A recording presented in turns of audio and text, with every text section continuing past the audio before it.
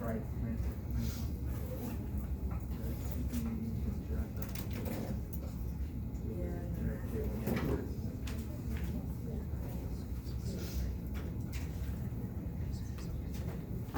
We're missing two. We're missing Janji and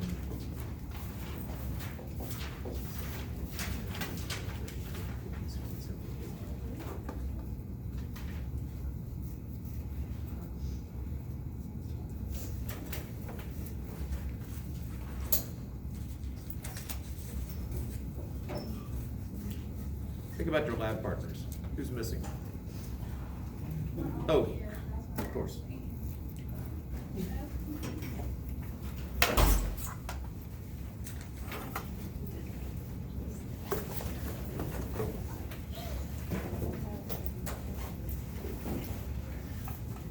All right, we'll start out with the traditional. Are there any questions? Yeah.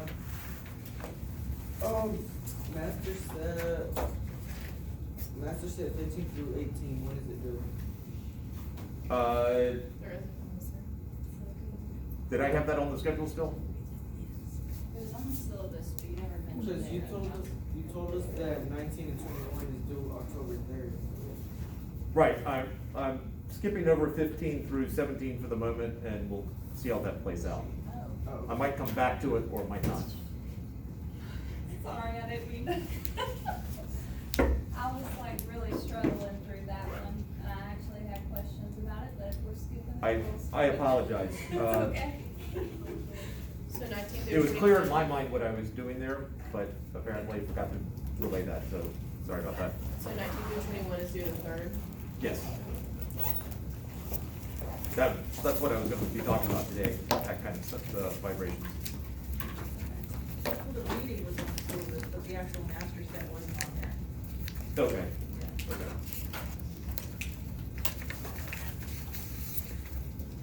So I got partway through that. Well, for 15 through. Yeah, 15 through 17, master set was not on the syllabus. Correct, yeah, Okay. just the reading was on there. Okay. Yeah, I mean, you should read the whole textbook anyway. Just for the pleasure. That was a head shaking no on that? No, I don't have questions, I just looked over it. I thought you were responding to reading the book for the pleasure of it.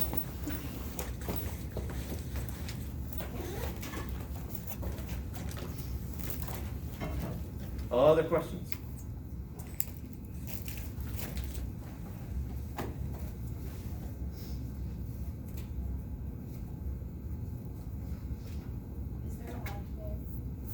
Is there a lab today?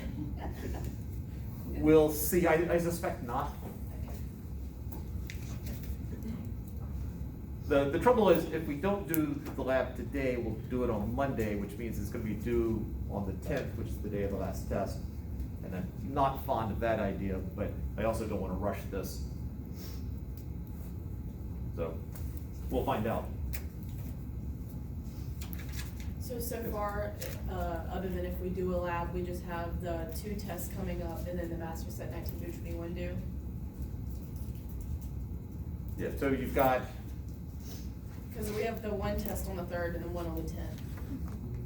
right, the one on the 3rd is the multiple choice test that you took the first day. And the one on the 10th is the one where you need a calculator. And then the master set 19 through 21 is due Monday. And hopefully we'll cover enough of it to deal with any of those issues. I think those are the last 3 assignments, or our last 3 grades. Oh, and then probably a lab.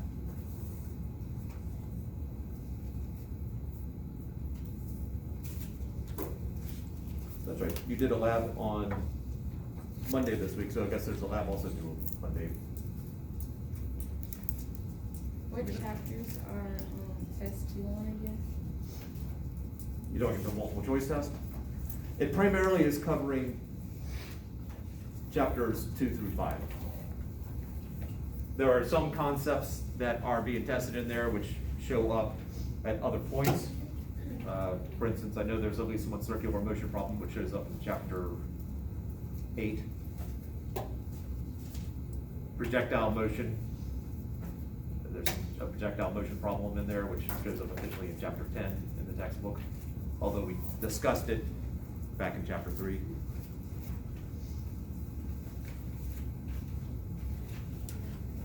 And the last test is gonna be cumulative of everything that we was learning. Everything since the test 1. I'm not going to test you explicitly on the chapters 2 through 5 on the test on the 10th. But I'm assuming if I talk about a force, you know what a force is. So it will assume knowledge from chapters 2 through 5. It will not test you directly on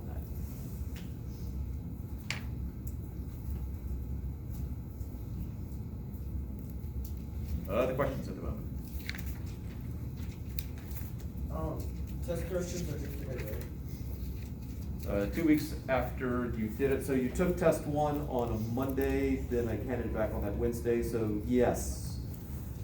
Because today is the 28th, not the 21st, despite what I've been telling myself all morning long. So, and again, as far as the test corrections go, if it's not ready today, if it's ready tomorrow, I'm fine with that. I don't want it waiting till the last week when you've got so much stuff piled up that suddenly there's yet one more thing. Can we email those to you? Yes. Yeah, I guess there's no way to post it really. Yeah, I don't think there's a way to post it. Yeah, it'd have to be emailed to me or just bring it in on, you can bring it in on Monday if you want.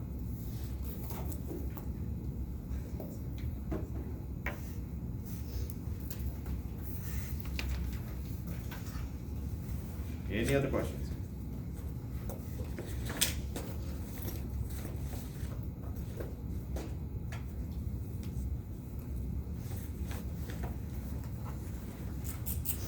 Let's talk about waves.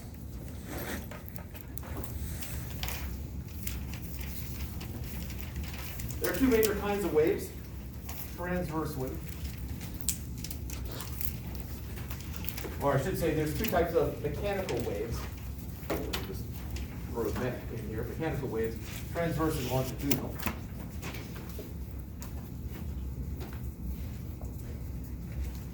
An example of a longitudinal wave, and I'm hoping all of you can see the coils against the white background there. I'm going to collect a bunch of coils in my upper hand, and then I'm just going to release them. And yes, it's not vibrating as much. And so the question is, what do you observe when I release the coils from the top? Oh, wait, do it again. That fast. So, I'll go around the other way. Just going to release some coils from the top after it calms down a little bit.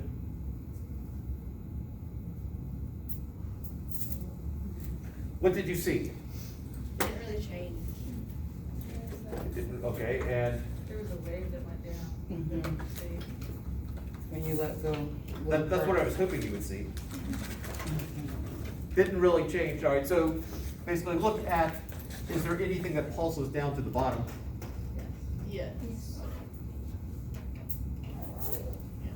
Now, the coils themselves didn't move very far. It's not like I had a coil move down to the bottom. There was just this place where a higher concentration of coils, they were closer together, and that transferred all the way down. That's an example of a longitudinal wave. The particles, in this case, the coils, basically move in the same direction that the pulse moves or opposite the direction. So, longitudinal wave, particles move parallel or anti-parallel to the wave.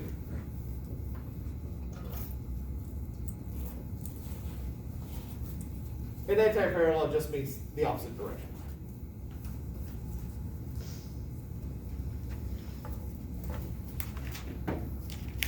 So an example of a longitudinal wave, sound.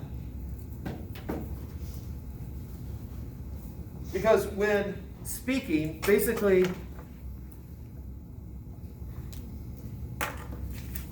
I've got air in my throat, or wherever the vocal cords are, they're somewhere around here. Somewhere here. And my vocal cord is vibrating back and forth, and as it does it, as it flips one way, it pushes air molecules together, and as it comes back, basically there's a small little lower pressure area, not a vacuum officially, but a lower pressure area, and then it presses molecules close together and then farther apart. And so what you end up seeing, if you can actually see the air molecules, and I know I go into this more than anyone really cares, but I'm going to do it anyway.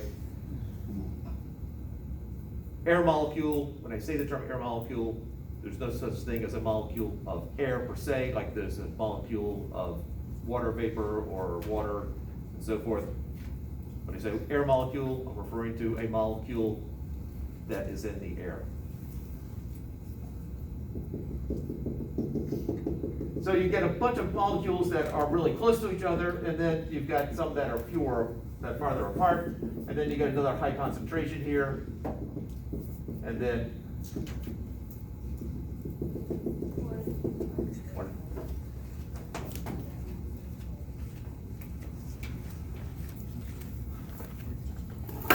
now, drawing in a wave in air is not particularly simple if I'm going to be doing it this way every time.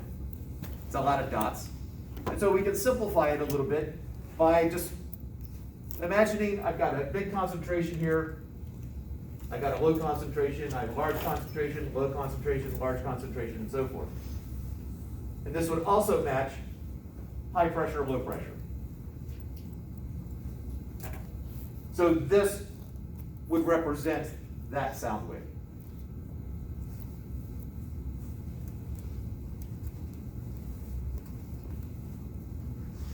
So sound also, as I demonstrated, pulse on slinky.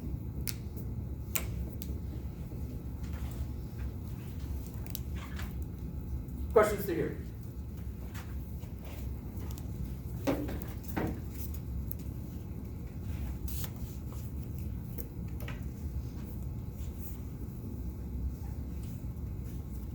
Transverse waves. Well, if it's not running parallel or anti-parallel, if it's not running along the same line as the wave is running, you need help.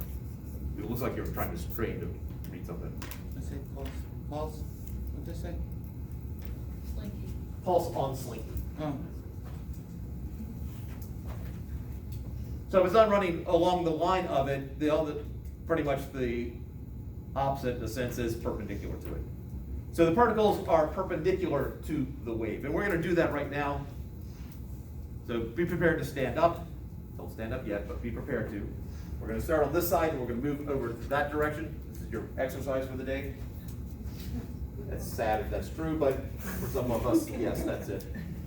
All right, so we're going to do the fan wave. We're going to do the wave. We're going to start over on this side, so when you go up and down, and then when you see the people next to you stand up and down, you do it, and we're going to get the wave going all the way across.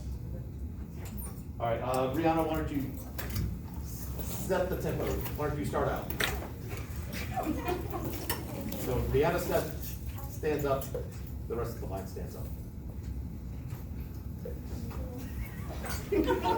Not even a single flourish. That was. Anyway, that is a transverse wave. You are the particles in that sense. The fact that the wave went this way, ish, but you as particles basically moved up and down. And we can demonstrate that with the long coil here. And we'll do a better demonstration of this in the hallway at some point. But basically, if I'm moving up and down like that, I'm sending a wave down to this end, and then it bounces back.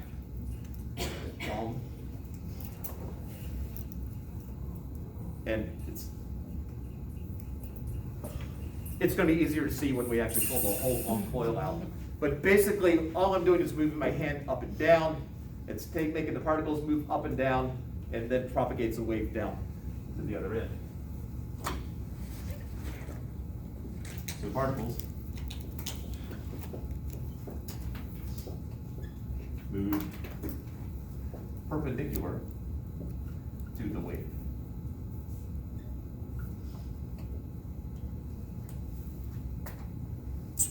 And examples, I'm just gonna say the long coil, battle ropes also work. And stadium wave.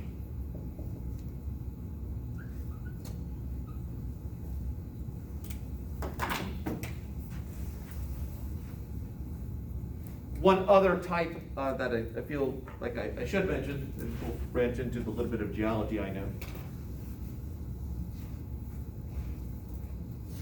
So when it, backing up for just a second. So when these particles are moving, so on a transverse wave, a particle moves up, so on this coil right here, the coil moves up, and it pulls the next one with it. And then when that first coil comes down, it pulls the next one with it. So basically, this is propagated by one particle pulling on the next particle. Like Is a it- snake moves? Pardon? Kinda like a snake moves? Yeah, yes. Or in the case of the stadium wave, it's sort of a psychological thing. You are, when the person stands up, it sort of pulls you up with it, and the person sits down and pulls you down with it, with him or her on it. Whereas a longitudinal wave, you've got a particle basically smacking into another one, which smacks into another one, and smacks into another one, and so on. So transverse waves depend on one particle being able to pull on another. So let's think about what kind of material will do that. Do gas molecules pull on one another?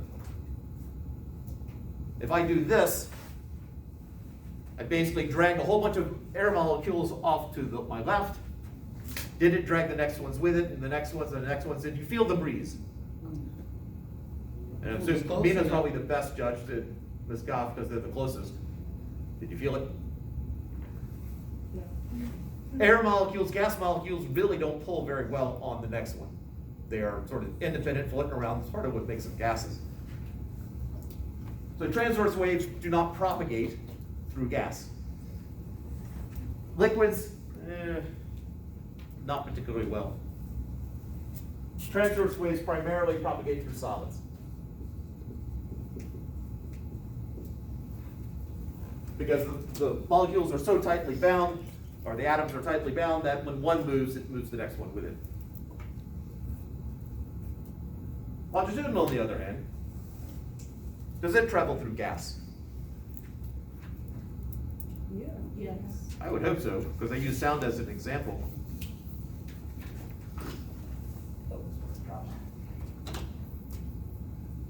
So this will go through solids, liquids, gases, plasmas.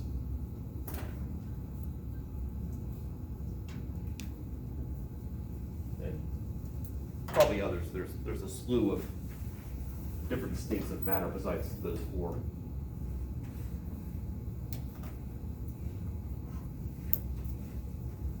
So, what seismologists noticed, got Earth here, and there's an earthquake that happens down here on that side of the world. Now the earthquake, you got two plates that are next to each other, a whole lot of pressure builds up, something gives, and suddenly there's this big shift, and there suddenly waves are created. If you have a seismograph on the other side,